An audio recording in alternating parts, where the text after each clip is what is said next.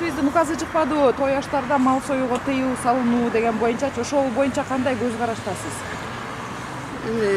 Карапайым элдер негизи эле кыйналып атат да ошонун айынан да.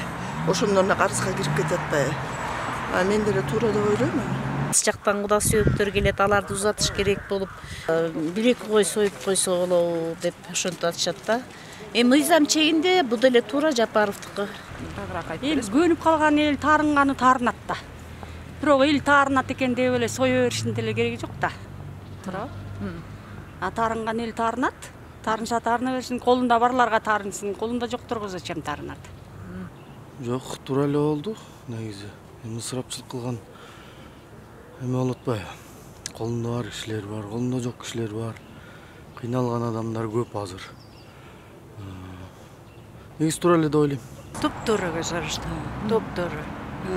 Тиякта чырылдап ыйлап, тиякта малын издеп ворол, пакет кылып тойго баргансып көтөртүп, ошонун баарын жоюп койсо эң жакшы. Үй ээсине да жакшы, элге да жакшы.